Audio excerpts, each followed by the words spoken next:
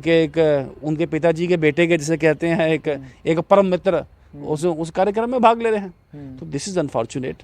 मैंने कहा कि यहाँ तो सीधा गठबंधन करें, गठबंधन करने में क्या बुराई है। एक तरफ आप तकरीर कर दें, आप डीडीसी चुनाव था तो आपने चाचा श्री को पार्टी से निकाल के टोकनिज्म करने की कोशिश की। अब डीडीसी चुनाव नहीं है तो आप इशारा इस तरफ कर रहे हैं कि भीम सिंह डॉक्टर फारूक अब्दुल्ला से मिलने गए, तो दिक्कत क्या है उसमें? पूर्व मुख्यमंत्री हैं, मेंबर पार्लियामेंट हैं श्रीनगर से। बिल्कुल ठीक कह रहे हैं। और चाय पीने गए, what was wrong in it? What was wrong in it? अगर वो चाय पीने गए, आपने टोकनिज्म किया कि नेशनल कॉन्फ्रेंस की चाय भी हम नहीं पियेंगे, तो अब आप जब चुनाव किया तो अब आप खुद भी आप चाचा जी से आगे जाके जिसे कहते हैं गले लग के और रेड कारपेट बिछा रहे हैं। फारूक साहब आइए, आप वहाँ पे चीफ गेस्ट ने बड़े जम्मू की बात तो कर रहे हैं, कह रहे हैं जम्मू डिक्लेरेशन करेंगे। देवेंद्र सिंह राणा कह रहे हैं कि मैं जम्मू डिक्लेरेशन को लीड करूंगा, और अगर मेरी जगह कोई और नेता नेतृत्व करना चाहता है इसका वो करे, भाजपा वाले करना चाहते हैं वो करें, मैं पीछे पीछे चलने के लिए तैयार हूं। अगर नेशनल कॉन्फ्रेंस का जम्मू संभाग का इतना बड़ा नेता ये बात कह रहा है, और उसी परिप्रेक्ष्य में अगर डॉक्टर फारूक अब्दुल्ला, हर्षदेव सिंह, प्रोफेसर भीम सिंह की मौजूदगी में, गुलचैन सिंह चाड़क की मौजूदगी में एक समारोह में जाते हैं, तो इसमें परेशानी क्या है? देखिए, एक समारोह नहीं है, आपने ठीक कहा। किसी समारोह में 3-4 पार्टीज का किसी एक एजेंडे को लेके जाना, दैट इज वन पॉइंट। किसी के घर जाके चाय पीना, दैट्स आल्सो कर्टसी विजिट। कोई ऐसा खुला मन से रखना चाहिए। लेकिन पार्टी का एक ऑर्गेनाइजेशनल प्रोग्राम, उनका फाउंडेशन डे, और उसके फाउंडेशन डे में जाके धारा 370 और 35A से रिलेटेड, उस रीऑर्गेनाइजेशन एक्ट के रिलेटेड वहां पे प्रचार और प्रसार करना, विच इनफर्स, which is a clear message, very loud and very clear and very categoric to the people of Jammu and Kashmir, जो मैंने चुनाव से पहले कहा था, that they are the B team of PAGD, they are the B team of National Conference। मैंने आपको 2001 में लेके जा रहा हूँ मैं। 2001 ये जो परिसीमन बिल, इस परिसीमन बिल पे आपने अपना स्टैंप लगाया, जिसके बदले में आपको वो अवार्ड दिया गया। मैंने साबित किया उस अवार्ड कमेटी में कौन कौन सिर्फ एनसी के ही, एक पंडित मंगतराम शर्मा को छोड़ के सब नेशनल कॉन्फ्रेंस के कदावर लोग थे उस कमेटी में, उसमें। और उस बिल पे स्टैंप लगाने का, अपना मुंह सिलने का आपको कीमत दी गई उसमें। उसके बाद आप मुफ्ती साहब के साथ जाके जुड़ गए, उन्होंने कहा ये मेरे बेटे हैं। फिर जाके जितना एमएलए, जितना एमएलसी, जितना राज्यसभा का वोट उनको देते रहे, जो लूट खसूट किया। अब वहाँ से जब खलासी हुई, अब दोबारा इनका नाम, अब दोबारा को नया राग लाप रहे हैं। लेकिन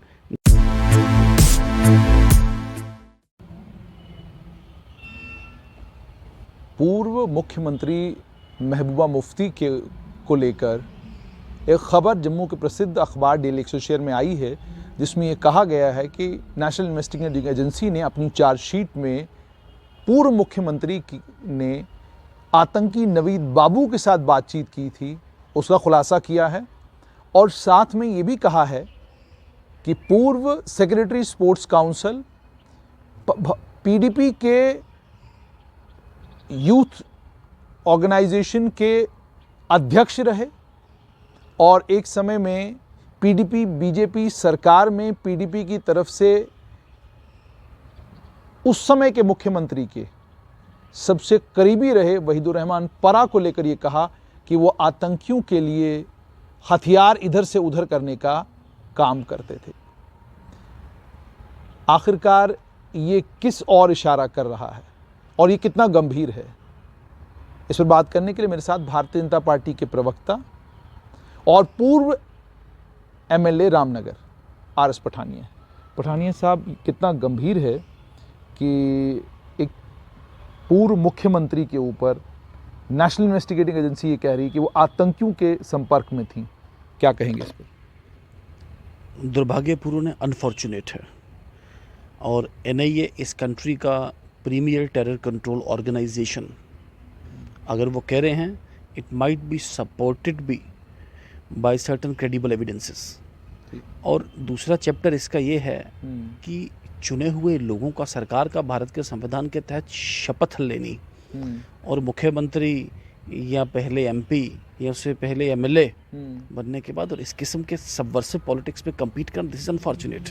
और कोई भी कंट्री, एनी नेशन, इंडिया तो है ही है, लेकिन कोई भी कंट्री कभी टॉलरेट नहीं करेगा कि इलेक्टेड लोग इस तरीके से देश के विरोधी जो ताकतें हैं, टेररिज्म कंट्रोल जो ऑर्गेनाइजेशन है, या अक्रॉस दी बॉर्डर लोगों के साथ इस तरीके का लिंक, दिस इज अनफॉर्चुनेट। और मेरा मानना है इसमें कि it should be dealt with A very very firm hand, और इसमें कोई भी लेक्सिटी बिल्कुल भी किसी हालत में होनी नहीं चाहिए। और law should find its course in a most great and A graceful manner. ये उस समय की बात है जिस समय भारतीय जनता पार्टी और पीडीपी की कोलिशन सरकार जम्मू कश्मीर में थी, और ये उस समय की बात है जिस समय आप एक साथ चल रहे थे, सरकार आप लोग चला रहे थे। आज ये सब सुनने के बाद अफसोस होता है कि आपने पीपल्स डेमोक्रेटिक पार्टी के साथ एक गठबंधन किया और उस गठबंधन में एक लंबे समय तक आप एक ऐसे कोलिशन पार्टनर के साथ थे जिस कोलिशन पार्टनर को लेकर आज एनआईए कह रही है कि उनके संपर्क जो है आतंकियों के साथ थे। आपने बिल्कुल ठीक कहा, अफसोस भी है और एक दुर्भाग्य का पार्ट भी है, लेकिन दूसरी तरफ एक सेटिस्फेक्शन भी है कम से कम कि इस सरकार को जल्द से जल्द केंद्र सरकार ने ख़त्म किया। लेकिन शायद कहीं ना कहीं कोई इनपुट रहा होगा भारत सरकार के विरुद्ध, वरना जिससे कहते हैं ना आओ ना ताव ना लेन ना देने, एकदम ये क्यों हो गया। तो अच्छा लगता है कि कम से कम इस सरकार से कम सरकार तोड़ के सत्ता के बाहर ही बैठे। और गवर्नर रूल में क्या हुआ क्या नहीं हुआ उस पर तो चलो बाद में टिप्पणी करेंगे, लेकिन कम से कम ऐसी सरकार जिसकी लीडर ऐसे लोग रहे हों और उस सरकार का पार्ट बने रहना, वैसी सरकार में विधायक या किसी रिस्पॉन्सिबिलिटी का निर्वहन करना, तो मुझे लगता है ये भी एक सेटिस्फेक्शन है कि सरकार जो टूटी मिड में। अच्छा पठाने साहब, मुझे एक चीज़ और बताइएगा, ये बात तो हम कर रहे हैं इनकी, लेकिन एक और चीज़ जो सामने आई है वो है जम्मू डिक्लेरेशन।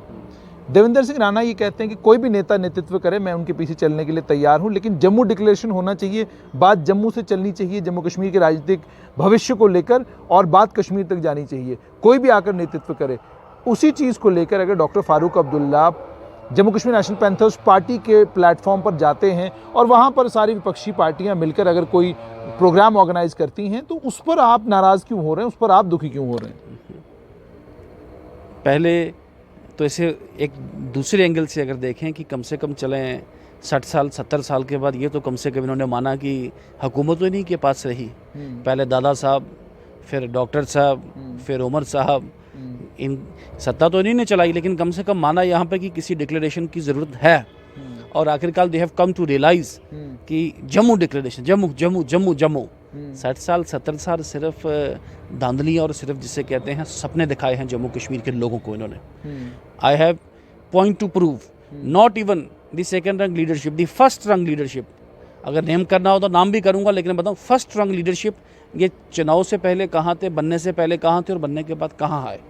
जम्मू कश्मीर में नौकरी कैसे लगती थी, जम्मू कश्मीर में प्रमोशन कैसी बनती थी। ये जम्मू कश्मीर है, एक ऑर्डरली डीजीपी रिटायर होता है, दिस इज जम्मू कश्मीर। ये जम्मू कश्मीर है जहाँ पे एक बैकडोर अपॉइंटी जिसे कहते हैं चीफ सेक्रेटरी रिटायर होकर बाद में आता है वहाँ पे। तो माई पॉइंट इज कि नौकरी कैसे लगती थी, प्रमोशन कैसे लगती थी, विकास कैसे होता था, मंत्री कैसे बनते थे, एमएलए कैसे बनते थे।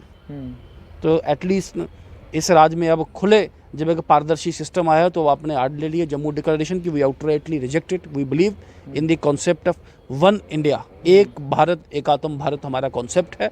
जम्मू कश्मीर लद्दाख या जिसे कहते हैं किसी छोटे खित्ते की, किसी तबके की, किसी इलाके की हम नेतृत्व में यकीन नहीं करते। इसीलिए माननीय मोदी साहब का जो नारा है सबका साथ सबका विश्वास। और आप Jammu Kashmir national panthers party के नेताओं को जयचंद कह रहे हैं, जबकि अगर इतिहास की तरफ नज़र दौड़ाएं तो आप वाजपेयी जी के कार्यकाल में डॉक्टर फारूक अब्दुल्ला जो हैं वो आपकी पार्टी के कोलिशन पार्टनर थे, उमर अब्दुल्ला आप ही के उस कार्यकाल में मंत्री थे, ठीक है। और हो सकता है आने वाले भविष्य में दोबारा बीजेपी नेशनल कॉन्फ्रेंस का गठबंधन हो जाए, तो इन्हें जयचंद कहना समझ से परे है। देखिए आपने ठीक कहा, this is a case apart.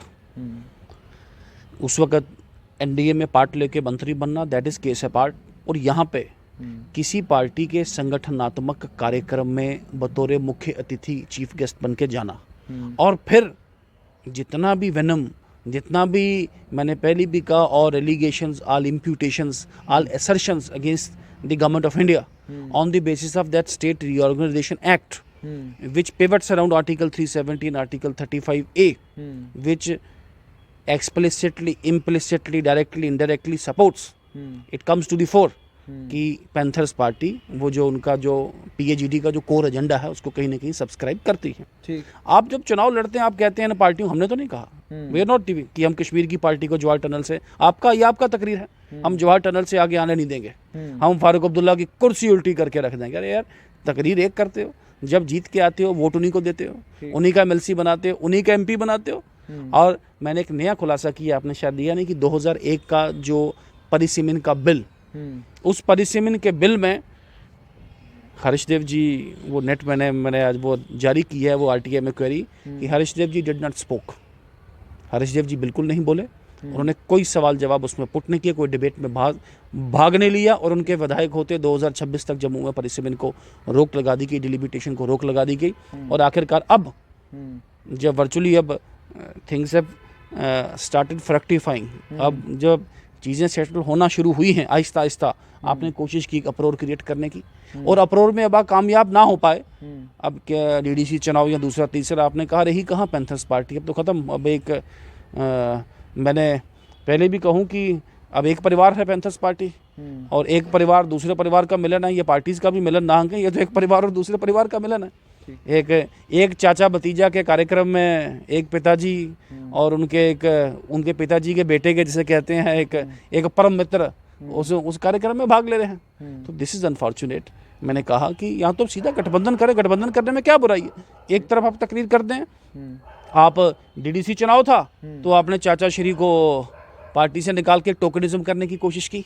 अब डीडीसी चुनाव नहीं है तो आप इशारा इस तरफ कर रहे हैं कि भीम सिंह डॉक्टर फारूक अब्दुल्ला से मिलने गए, तो दिक्कत क्या है उसमें? पूर्व मुख्यमंत्री हैं, मेंबर पार्लियामेंट हैं श्रीनगर से। बिल्कुल ठीक कह रहे हैं। और चाय पीने गए, what was wrong in it?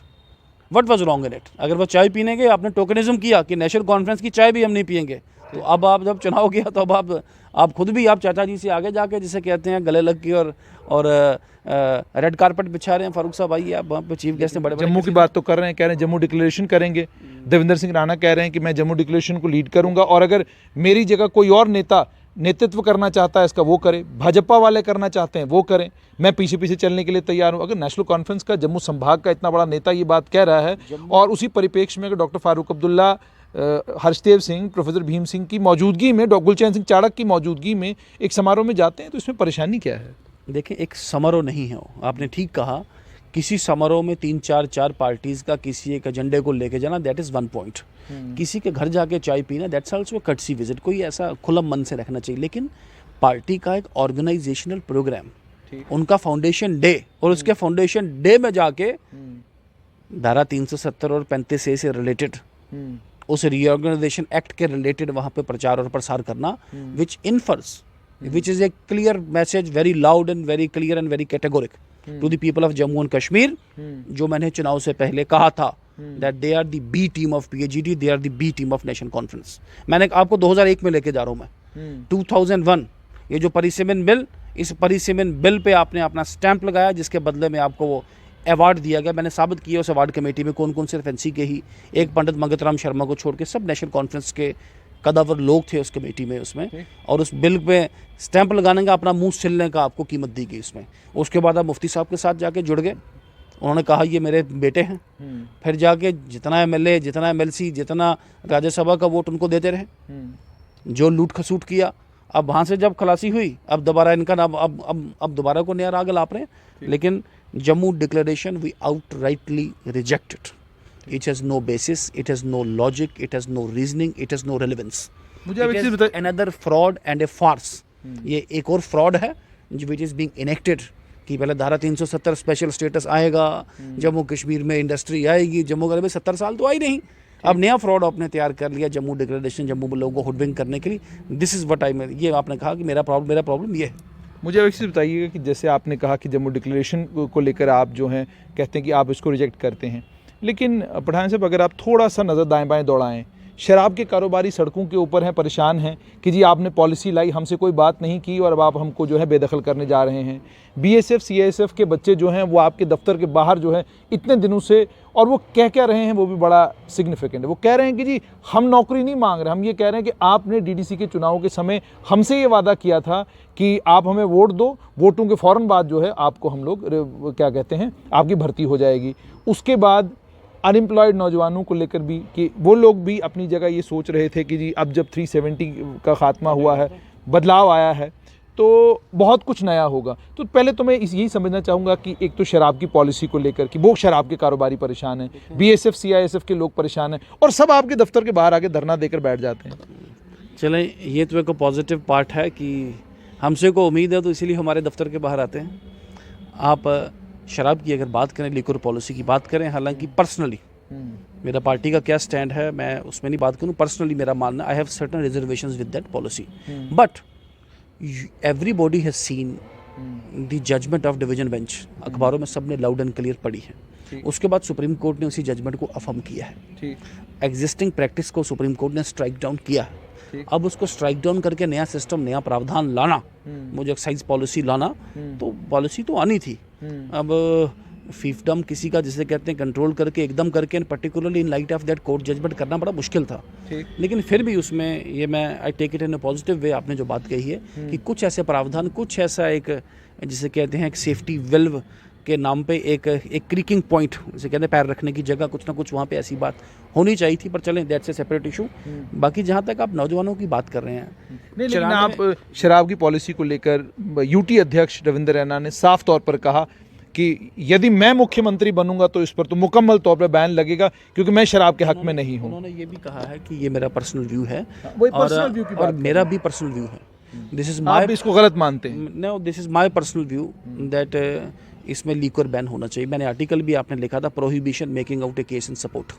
आपने अगर मेरा आर्टिकल पढ़ा हो, बिल्कुल मैंने नेशनल पढ़ा। गुजरात, बिहार में ऑलरेडी जो है बैन लग चुका है। Jammu Kashmir should be A liquor free state. लेकिन फिर पठानिया साहब, बीएसएफ सीएसएफ पर बाद में आएंगे, लेकिन फिर आपको नहीं लगता कि ये जो शराब के कारोबारी हैं, ये सिर्फ ये कारोबारी नहीं, इनकी दुकानों पर काम करने वाले बहुत बड़ी तादाद में गरीब नौजवान हैं जिनकी रोजी रोटी यहीं से चलती है, जिन्होंने शादियां कर ली हैं, परिवार जिनके इसी कारोबार के ऊपर जो हैं वो टिके हुए हैं। क्या आपको नहीं लगता कि आप इसे प्रोहिबिट करें, पॉलिसी बदलें, कम से कम पहले इन बच्चों के लिए कम से कम नौकरी का बंदोबस्त हो, इन लोगों के लिए जो ये कारोबार कर रहे हैं इनके लिए कोई अल्टरनेटिव हो, उसके बाद जाकर तो हम कोई नई पॉलिसी ला सकते हैं ना। इनके लिए कोई अल्टरनेटिव नहीं और हम एकदम पॉलिसी ला रहे हैं। देखिए, पैसे ही कमाने हैं सरकार को या नौजवानों को पैसे ही कमाने हैं अगर, तो किसी की सेहत और समाज के माहौल को बिगाड़ के इस कॉस्ट पे हम लोगों को रोज़गार दें और सरकार एक्साइज में करोड़ों रुपया कमाए, मैं इस आर्गूमेंट को सब्सक्राइब करता नहीं। This is my personal opinion also, there should be complete prohibition. लेकिन फिलहाल इस पॉलिसी को मैंने कहा personally I have certain reservations with, this is my very very considered, जिसे कहते हैं standpoint on the issue. और नौजवानों की जो बात कर रहे हैं आप, बीएसएफ और सीएसएफ के, देखें 1300 समथिंग जितनी नौकरियाँ एडवर्टीज़ हुई उतने लोग लग गए। ठीक। अब चुनावी माहौल में वो कहाँ वादा दिया, कब बोला, आजकल तो आपको पता camera out in the open हो तो उसको कोई वीडियो रिकॉर्ड है नहीं है। लेकिन वो कहीं मुझे किसी ने प्रेस रिलीज बताई, वो कितनी क्रेडिबल है कितनी नहीं, कि डॉक्टर जितेंद्र सिंह जी ने कहा कि मैं भारत सरकार, I will talk, it's not a promise, I will try and I will initiate with Bharat सरकार कि इसका को हल निकल पाए, शायद को पोस्ट और आ जाए। मेडिकल होने का मतलब नहीं होता कि आदमी doesn't give anybody a vested right कि वो नौकरी में आ जाएगा उसमें।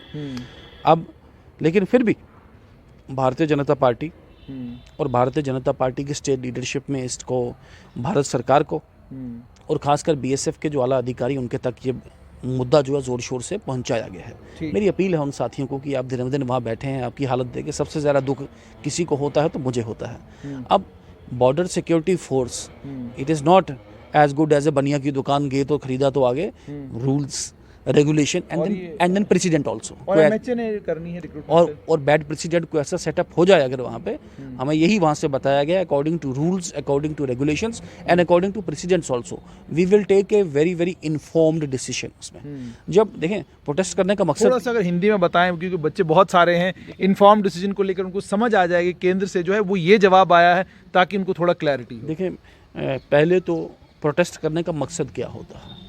मेरे एक मित्र हैं, मुझे इंग्लैंड में देते हैं, तो वहाँ पे वो धरना प्रदर्शन वर्षन कहते हैं, कम लोग करते हैं, चौक पे प्लेकार्ड लेके खड़े हो जाते हैं। तो प्रदर्शन का मतलब है टू पुट अक्रॉस अपना जो पॉइंट है, अपना पॉइंट है वो जो किसी के समक्ष रखना और उक्त अधिकारी तक अपना पॉइंट पहुँचाना। पॉइंट तो उनका पहुँच गया, भारत सरकार तक पहुँचा, एमएचए तक पहुँचा, बीएसएफ के अधिकारियों तक पहुँचा। लेकिन बीएसएफ का कहना है कि इसमें जो कानून है, कानून के साथ इसके साथ साथ जो इसमें जो रूल हैं इसमें, और रूल के साथ साथ जो इसमें पुराने कभी कैसा हुआ कि नहीं हुआ, इन सब को जिसे प्रेसिडेंट कहते हैं हम, इसमें पास्ट प्रैक्टिस को देख के एक बिल्कुल एक सोचा और समझा, रूल्स के मुताबिक, रेगुलेशन के मुताबिक और प्रेसिडेंट के मुताबिक एक सोचा समझा फैसला भारत सरकार इसमें लेगी। चूँकि ये जम्मू कश्मीर या सिर्फ जम्मू नहीं, उनके एक फैसले का मतलब है पूरे भारत में फिर पूरे भारत में लगे। वही प्रणाली चलानी पड़ेगी इसमें। तो वो फैसला उसमें भारत सरकार आने वाले दिनों में लेगी। मेरी उनसे अपील है कि भाई साहब, ऐसे आपको देख के हमें बड़ा दुख लग रहा है आपके लिए। अगर मान लीजिए, मैं नहीं कहूँगा अभी उनका कि ये रिजेक्ट होता है, मान लीजिए कल को भारत सरकार नहीं मानती है, हम कोशिश करेंगे कि आपको कहीं यहाँ की भर्ती प्रक्रिया, फिट लोग हैं, मेडिकली फिट हैं, जवान में फिट हैं। इस पर मैं आपसे ये पूछना चाहूँगा कि किसी शायर ने कहा कि today is not the last day, आज दुनिया खत्म नहीं हो जानी उसमें। लेकिन प्रणय साहब, एक सवाल इसमें बनता है, वो ये कि क्या आपको नहीं लगता कि केंद्र सरकार है, गृह मंत्रालय है, समझ में आ सकता है कि वहाँ कोई पॉलिसी बनेगी तो वो देश के लिए बनेगी, और देश के लिए जो पॉलिसी बनेगी उसमें सभी राज्यों का ख्याल रखना पड़ेगा। आप किसी एक राज्य के लिए खास तौर पर कुछ करेंगे तो बाकी राज्य जो हैं वो आपको परेशान करेंगे। तो हम तो यूनियन टेरिटरी हैं। आपसे ये जानना चाहूँगा, क्या ये संभव नहीं है आपके लिए कि आप डायरेक्टर जनरल पुलिस J&K, गृह मंत्रालय के साथ ये इशू टेकअप करके, इनके दुनिया भर की वैकेंसी जम्मू कश्मीर पुलिस में है, आर्म्ड पुलिस में है, हमें जवानों की ज़रूरत भी है, तो क्या ये नहीं मुमकिन हो सकता कि ऐसा कोई वे आउट निकले जिससे कम से कम 1500 के करीब ये बच्चे हैं। जब रिक्रूटमेंट ये में 1500 जाएंगे तो जाहिर सी बात है वहाँ इन्होंने भी सिलेक्ट नहीं होना, इसमें से भी थोड़े से ही लोग हैं जो भर्ती का टेस्ट जो है वो क्वालिफाई करेंगे। तो क्या ऐसा कोई वे आउट निकालने की कोई कोशिश जो है, चूंकि आप एक ऐसे राजनीतिक दल से हैं जिनकी केंद्र में सरकार है, राज्य में तो नहीं, यूटी में तो नहीं है, क्या कोई ऐसा वे आउट निकालने की कोशिश करेंगे? देखिए, इसमें मेरा मानना है कि तकरीबन ये 90% जो लड़के हैं ये सब सेलेक्ट हो जाएंगे, और विशेष बात करने की भी ज़रूरत नहीं है। जैसे पता लगा कि कुछ और बटालियंस में आज 10-12 हज़ार नौकरी निकली है क्लास 4, ऐसे ही पुलिस में कांस्टेबल्स की पोस्ट बहुत जल्दी निकलने वाली हैं। और ये सभी बच्चे वो हैं जो क्वालिफाइड हैं, जो फिजिकली फिट हैं, जो ग्राउंड पास कर चुके हैं उसमें, और ये सभी उसमें आएंगे। इसमें दे ऑल विल क्वालिफाई। अगर BSF का टेस्ट क्वालिफाई कर सकते हैं तो यहाँ क्यों नहीं क्वालिफाई करेंगे? ये सभी के सभी आएंगे, और बहुत कम लोग इसमें रह जाएंगे। और शांति का, जिसे कहते हैं, संयम का दान दें कृपा। मैं पार्टी ऑफिस में 1-2 बारी रविंदर जी के साथ, अध्यक्ष जी के साथ मैंने देखा इनको मिलने में। ये बेचारे दिन ब दिन देख बड़ा दुख होता है इनको, बेचारे को ऐसे परेशान ये हो गए हैं कि, और दिन ब दिन इनकी परेशानी, इनका डेस्परेशन, क्या इनका लखपन जिसे कहते हैं, बढ़ता वो मुझे एक दुख दे रहा है। मेरे भाई हैं हम, एक we are from one area, from one territory, one क्षेत्र, हम एक संभाग के लोग हैं उसमें। आपके लिए पूरी सिंपैथी है मेरी, लेकिन कृपा करके, मैंने आज भी कहा कि किसी बहकावे में, किसी फुसलावे में, किसी चिढ़ावे में, देखें आजकल माइंड मत कीजिएगा, आज वो मीडिया पोर्टल्स वगैरह चैनल्स बड़ी ज़्यादा हैं, लोग उसमें इंटरव्यू देते हैं और नेता खासकर उसमें भड़काने का काम, आज जी फलाने नेता साहब जा रहे हैं, आज फलाने पदाधिकारी जा रहे हैं, और सिर्फ भड़काने का काम, सिर्फ तमाशा क्रिएट करने का काम करते हैं, और फैक्ट जिसे कहते हैं, सच उनको को बताता नहीं। और जैसे आप ही ने कहा कि एक फैसला, एक केस में लिया गया फैसला पूरे भारत को के 135 करोड़ लोगों में के लिए वो सर्वमान्य होगा। मगर आप गंभीर हैं BSF CISF की जवानों को लेकर? गंभीर, and we have taken up with full authority. हमने ये भी कहा है कि अगर कोई थोड़ा सा दाएं बाएं भी जाना तो प्लीज़ जाइए। प्रधान साहब, मुझे ये बताइएगा कि राज्य का दर्जा जो है जम्मू कश्मीर को दिया जाएगा, ये गृह मंत्री ने भी कहा, प्रधानमंत्री ने भी, राज्यसभा में भी, लोकसभा में, दोनों जगह गृह मंत्री ने दोबारा रिट्रेट किया कि सही समय आने पर जो है वो राज्य का दर्जा मिलेगा। भारतीय जनता पार्टी ने यहाँ पर, आपने एक अधिवेशन किया, उसमें आपने एक प्रस्ताव भी पारित किया जिसमें आपने कहा कि राज्य का दर्जा जल्दी मिलेगा। वो प्रस्ताव रखा। तो मैं आपसे ये जानना चाहता हूँ कि कब तक जो है उम्मीद ये की जा सकती है? ये जो उपयुक्त समय है बहुत जल्दी आएगा, और बहुत ही जल्दी जम्मू एंड कश्मीर जो शेष भारत का ताज है, किन्हीं सिक्योरिटी और जियोपॉलिटिकल रीजंस के चलते, देखिए बदकिस्मती है हम सब की कि पड़ोसी देश, और एक नहीं 2 देश, ये बार बार यहाँ पे ट्रबल करने की कोशिश कर रहे हैं, जिससे यहाँ का माहौल ख़राब हो रहा है। अब मान लीजिए 4G, कौन चाहेगा 4G बंद हो, लेकिन यहाँ का जियोपॉलिटिकल, जिसे कह रहे सिक्योरिटी सिनेरियो ऐसा था कि 4G को बंद करना पड़ा। धारा 370 टूटने के बाद 5 अगस्त 2019 के बाद मेजर कुछ ऑफेंसिव प्लान किए गए थे जिनको रोकने के लिए 4G को रोकना पड़ा। अब दिस इज़ ऑल्सो किन्हीं हालात के चलते यूटी बनाई गई है। बहुत जल्दी जम्मू कश्मीर स्टेट होगा और वापस अपने जिसे कहते हैं गुरुत्व में, लेकिन वो स्टेट नहीं जहाँ नौकरी नहीं मिलती थी, जहाँ पैसे से नौकरी मिलती थी, जहाँ नेता की सिफारिश से नौकरी मिलती थी, जहाँ पक्का नहीं एक आदमी 500 रुपये पे लगता था और 20 साल वो 500 रुपये पे ही काम करता था। ये हर एक चीज़ स्ट्रीमलाइन होगी, लेकिन इसमें वक्त लगेगा, इट विल टेक टाइम। मैंने आज भी कहा, सुबह फिर बोलूँगा, Rome was not built in a day, people should have confidence, people should have faith. अरे भाई 1,05,000 करोड़ का budget, first time in the history, बल्कि मुझे लगता नहीं ना सिर्फ जम्मू कश्मीर, किसी भी स्टेट या किसी भी केंद्र शासित प्रदेश का इतना बड़ा बजट नहीं होगा। ठीक। आयुष्मान भारत, जो IAS ऑफिसर होगा वो भी आयुष्मान भारत में है। This is only for Jammu and Kashmir. कोई सर्वे कोई नहीं। प्रधानमंत्री आवास योजना, हर घर बिजली, हर घर जल, जो केंद्र की हर एक जो जिसे कहते हैं एक एम्बिशियस स्कीम है, जो कई स्टेटों में अभी तक इंट्रोड्यूस भी नहीं हुई, लेकिन सरकार उसमें जिसे कहते हैं वो मोदी जी ने कहा संकल्प से सिद्धि तक, तो संकल्प से सिद्धि तक हम उसे 100% करने की कोशिश कर रहे हैं। अब ये लोग ये जो सिस्टम जो प्रणाली आ गई जिससे फ्रस्ट्रेट हुए थोड़ा सा, इनका कुछ बन नहीं रहा, ये लोगों को बेका के काम कर कुछ साथियों को एक अपनी लाइन में लाके एक अराजकता का माहौल पैदा करने की कोशिश कर रहे हैं। बट आई एम होपफुल और मुझे पूरा यकीन है कि जम्मू कश्मीर के लोग इसमें पूरा सब्र और संयम रखेंगे और आने वाले दिनों में जम्मू कश्मीर अपने चौमुखी विकास की ओर और जो एक प्रधानमंत्री मोदी जी का जो एक विजन, जो एक नक्शा जिसे कहते हैं, जो एक ब्लूप्रिंट उनका जम्मू कश्मीर के मुतल्लक है, वो बिल्कुल एक्चुअलाइज होगा और ग्राउंड पे आएगा। आखिर में आपसे कि आप कांग्रेस में जब थे तो आपके पिताजी भी एक बड़े नेता थे कांग्रेस से, एक लंबे समय से कांग्रेस में थे, आप भी लंबे समय तक कांग्रेस में रहे, लेकिन अब जब आपने कांग्रेस छोड़कर भाजपा का दामन थामा, आप MLA बन गए। आपके ही साथी जो कांग्रेस में इस समय भी हैं वो अभी भी कई तो युवा अभी भी यूथ कांग्रेस में हैं और कई अभी भी इंतज़ार कर रहे हैं।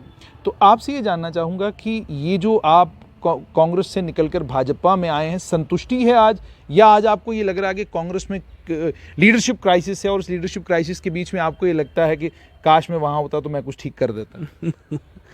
देखिए, मैंने जब कांग्रेस पार्टी छोड़ी थी, मैंने उसमें भी एक तो आपने कहा बड़ा छोटा टेन्योर था मेरा कांग्रेस में। मेरे my father he is the founder member of Congress. आपके ध्यान में ले आऊँ, he is the first youth Congress president of Jammu and Kashmir. उनके हाथ से, उनकी कलम से गुलाम नबी आज़ाद, मुफ्ती मोहम्मद सैयद, पंडित मंगत राम शर्मा, चौधरी असलम, जनकराज गुप्ता, बड़े बड़े दिग्गज उनके हाथ से निकले हैं। कोई जिलाध्यक्ष थे, कोई जिला महामंत्री थे, कोई ब्लॉक अध्यक्ष होंगे। और दूसरे आपके ध्यान में ले आऊँ, my father was a topper. 10वीं में जम्मू कश्मीर में फर्स्ट पोजीशन लिया, 12वीं में फिर फर्स्ट पोजीशन लिया। आई एम थैंकफुल आपने एक दो बार इस मुद्दे को उभारा। And given a seat in BITS Pilani. BA के बाद appointed as DYSP। Masood Chaudhary साहब और मेरे फादर को इकट्ठा DSP लगाया गया, but he did not join. Public service के लिए ही सेक्रीफाइस्ड हिमसेल्फ। तो 51 साल का कांग्रेस का कैरियर उनका, लेकिन वो MLA MLC तो छोड़ें, वो होता है ना कि टेलीफोन कमेटी वाला एक मेंबर होता है जिसको टेलीफोन मुफ्त मिलता है, कभी इतना भी कभी ओब्लाइज किसी ने किया हो। अब वो हालात क्या थे, मैंने जैसे कहा ना, ये B टीम और A team. Ramnagar Congress party ने एक नेता विशेष और एक पार्टी विशेष के नाम पे पट्टानामा पे लिख के दे दिया था, और मैं I was suppose to act as the voice of the people of Ramnagar. मैंने कहा रामनगर में ये काला राज, ये करप्शन, ये भाई भतीजावाद, ये लूट खसूट रामनगर में मैं तो नहीं चलने दूंगा। और जब मोदी जी का नारा सबका साथ सबका विकास, इसमें हम सब सुन के आए, इसमें सब जुड़ के आए, एंड आई एम सेटिस्फाइड कि उस नारे के साथ हम जुड़े, हम सभी लोग मेरे साथ आए। हम कभी रामनगर में जीते नहीं थे, भारतीय जनता पार्टी कभी जीती नहीं थी। तो आई एम थैंकफुल, उन्होंने मुझ पे यकीन किया, मुझ पे ट्रस्ट किया, मुझ पे जोर लगाया, मुझ पे ताकत लगाई, और रिकॉर्ड मार्जिन के साथ हम रामनगर जीत के आए। सुपड़ा साफ किया वहाँ की जो क्षेत्रीय पार्टी थी, फिर कहा एक बार बन गए दोबारा नहीं। मेंबर पार्लियामेंट चुनाव में भी यही हुआ। हम वहाँ तो हमने 46,000 वोट लिए, मेंबर पार्लियामेंट चुनाव में 62,000 वोट लेके आए हम। और इस DDC चुनाव में भी आप देख रहे हैं एक सीट सिर्फ चंद जिसे कहते हैं कुछ दर्जनों के मार्जिन से हमने लूज़ की है। एवरी सीट, चाहे वो गोल्डी वाली सीट है, चाहे वो लाठी वाली सीट है, चाहे जगानू वाली सीट है, रामनगर 1 है, रामनगर 2 है, मजालता है, खून है, हमने फिर अपने पॉइंट को प्रूव किया है। और रामनगर के लोगों ने भी प्रूव किया है that we stand for clarity, we stand for honesty, we stand for transparency, we stand for clean और साफ, और जिसे कहते हैं सूक्ष्म राजनीति में हम यकीन करते हैं। जैसे ये गुंडाराज हमारा ब्रांड नहीं है, यह पागलपन, गाली गलौज देना, कभी आप जैसे किसी मित्र का माइक पकड़ना, किसी के सर पे मारना, गाली देनी, गलौज करना, ये हमारा ब्रांड नहीं है। तो this is what we have proved. और अपने कार्यकाल में जैसे आपने कहा, ये भारतीय जनता पार्टी थी, ये नरेंद्र मोदी जी की ताकत थी कि रिकॉर्ड काम मैंने देखें। आपके चैनल से फिर बोलूँगा कि मुझे एक साथी मुझे लगा, बोला यार को मज़ा नहीं आया। मैंने कहा मुझे खुद मज़ा नहीं आया। मैं चुना हुआ आदमी कह रहा हूँ I am not satisfied, I am still not satisfied. हालांकि जो मैंने किया 60 साल 70 साल लेके चले, और इनके 18 साल भी लेके चले। I have done many times higher 800 crore in road sector 300-400 crore in power sector, 300-400 crore in जिसे कहते हैं पानी वाला सेक्टर के schools, higher secondaries, 3 degree colleges, 3 stadiums, बिल्कुल बड़े बड़े स्टेडियम। उसमें मुझे उक्त ऑफिसर लगे कहने कि जम्मू कश्मीर का बजट के रामनगर ही तो नहीं लगता था वहाँ पे। तो काफ़ी कुछ किया, काफ़ी कुछ करना अभी बाकी है। We are hopeful.